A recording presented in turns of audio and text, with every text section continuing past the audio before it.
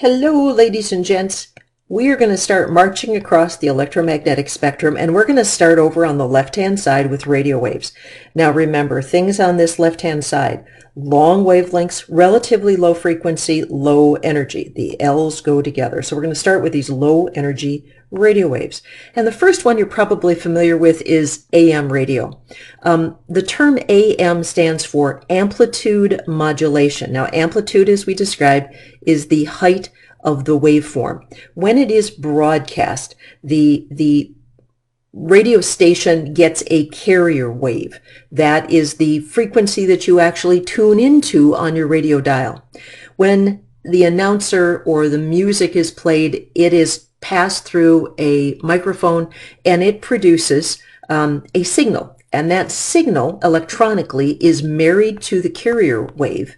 And when the signal and the carrier wave are added together, it produces a waveform that varies the amplitude or the height of the wave, depending upon the signal that is transposed upon the actual carrier wave. So that is where the term amplitude modulation or AM radio comes from.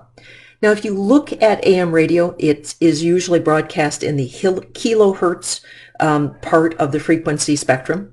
And they typically have vertical antennas. So if you have an old car, it might have a straight up and down vertical antenna. I remember old cars when I was a kid, and the antennas would kind of go into the car and out of the car when you turn the car on.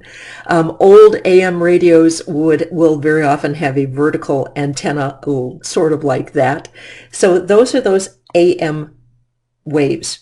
Now, if you look at the AM radio wavelengths, these produce incredibly long waves. I want you to walk away understanding that each one of these electromagnetic waves has size, and the size tremendously affects how it behaves.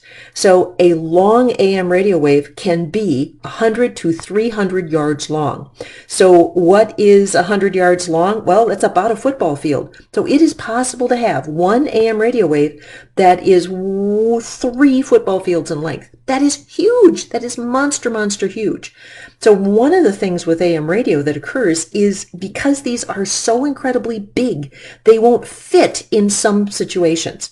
I want you to feel sorry for me. When I was going to college long ago and far away as an undergraduate, I parked in a parking garage, and the only kind of music I had in my car was an AM radio. And I noticed when I was going to school that when I would pull into the parking garage, my AM radio signals would cut out. And I couldn't figure it out until I started taking some more physics classes, and I understood that what was happening is the AM signals were so big, they couldn't fit between the reinforced concrete walls of the parking garage. Depending upon where the AM radio signal is being broadcast, if you're going down an interstate or a highway that has overpasses, once in a while it's kind of a fun, for giggles kind of thing you can do. Tune into an AM radio station, drive underneath overpasses, and sometimes, depending upon the direction from which they're broadcast, the signals will cut out every time you go underneath those overpasses, again, because the waves are so big they won't fit. If you have some sort of a metal pole barn and you pull in there, often your AM radio signal again is going to go to poop because of the fact that the metal acts as a mirror to AM signals, and the signal is just not going to get in that metal building. AM radio does something else which is really interesting, and that is they bounce. They bounce off the upper air layers of the atmosphere called the ionosphere. And the ionosphere rises and falls depending upon if the sun is out or if it's night. And as the sun and the solar radiation hits the upper atmosphere, it will create ions. Now, what happens is if you have an AM broadcast antenna, this signal can actually be bounced off the ionosphere, and it can bounce all over the earth. I am a ham radio operator. My husband's a ham radio operator, and it's really kind of a hoot, depending upon, this is referred to in the world of ham radio as radio skip. Sometimes you broadcast something on an AM frequency and somebody close by you cannot hear it, but somebody that might be hundreds of miles away can. And because of the fact that the layer of the ionosphere rises and falls depending upon the time of day. One of the things I enjoy doing a lot is, if I happen to be driving late at night, is tuning in an AM station in my car, and then as I drive along, listening to different radio stations that are a long, long way away. I live in Wisconsin. Sometimes it's fun listening to radio stations in Louisiana or Texas or upstate New York, because they have skipped off the ionosphere. But if I drive another 10 miles, I've missed them and they're gone. So it's kind of a fun thing. AM radio is notoriously not high quality sound. That's why we use it a lot for talk radio and a lot for sporting events. Now, FM radio. FM stands for frequency modulation. Here's how it goes. Your FM station has been assigned by the Federal Communications Commission a carrier wave, and that's the frequency they broadcast on.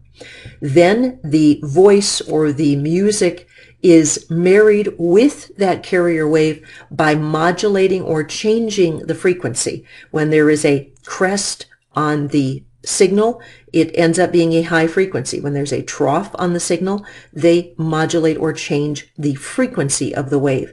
And this is what is broadcast, and this is what your radio then interprets, picks apart, and gives you back the actual music.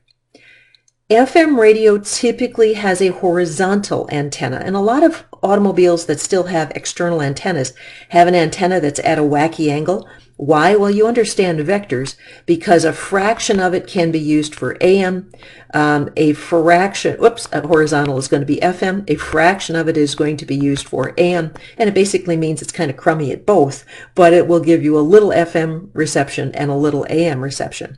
A lot of automobiles today actually will have an FM antenna buried inside of one of the glass panels in the back or in a back window or something like that. So why the horizontal antenna versus AM the other way? It's how the radio wave gets propagated and how the electric field actually gets transmitted through space. Now, radio waves that are FM are much shorter, 6 to 12 feet long. So they're still pretty big. 6 feet, of course, is the size of a nice full-grown human. But they can be the size of two nice full-grown humans, one standing on top of another. So they're still pretty big, but they're small enough that they can make it inside your house. You can actually listen to FM radio indoors, so because they'll fit through windows and doors and things like that. FM notoriously has better sound quality, and TV broadcasts, when you get them through the air, not as opposed to a cable broadcast, those are actually FM signals. Now, FM radio takes, because of the fact that there is no skip, FM radio signals are not going to bounce off of the ionosphere like AM signals. So FM radio is going to follow what is referred to as line of sight transmission. That's why they want, especially in a big city, they want FM towers that are very, very tall, and they put them on top of big, tall buildings in the middle of a city, because it's that height that's going to give them a big broadcast range. And if you have a big broadcast range, that means you can actually charge more for your advertising dollar if you own the radio station. This happens to be a map of the Minneapolis-St. Paul Twin Cities area, and it shows some of their weather radio stations, and each one you'll notice is relatively circular in shape, and that is due to the fact that it is a cone shape produced by the height of their transmission tower. Now, this happens to be a map of the state of Wisconsin, and you'll see this upper corner up here does not have public radio coverage because of the fact that it's just not a high enough population density for them to have that up there. And sometimes you'll get overlap. Now, why in the world do you have to repeat this sort of thing? Well, you and I live on a round ball that's called the Earth, and the antenna, as you get it taller, is going to cover more of the Earth, but eventually as you travel or drive or move, you're going to get far enough around that Earth that you are going to no longer be able to hear certain radio stations. All right, that will do for AM and FM. We're going to come back next time and continue to shorter wavelengths.